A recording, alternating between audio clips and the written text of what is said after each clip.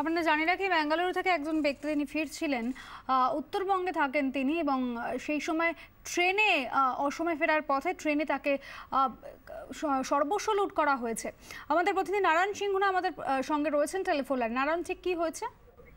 অনুসভা, প্রথমে জেনে রাখি একজন না, বেঙ্গালুরু থেকে কাজ করে আসামে বাড়ি ফিরছিল তিনজন একটি ট্রেনে করে। শিলিগুড়ির কাছে রাঙাপানির অদূরে অচেতন অবস্থায় তাদের ট্রেন থেকে ফেলে দেয়। তাদের অচেতন অবস্থায় ওখানে একজন মারা যায় এবং তাদের বাকি দুজনকে উত্তরবঙ্গ হসপিটালে ভর্তি রয়েছে।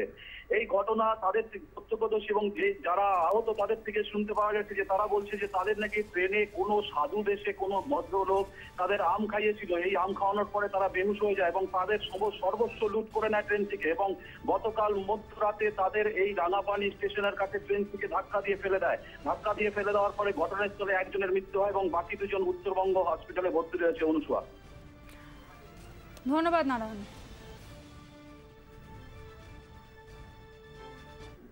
নিয়ন্ত্রণ রেখায় পাক উস্কানির পাশাপাশি জঙ্গি অনুপ্রবেশের চেষ্টা চলছে। এদিনও ফের জঙ্গি অনুপ্রবেশের চেষ্টা ব্যর্থ হলো।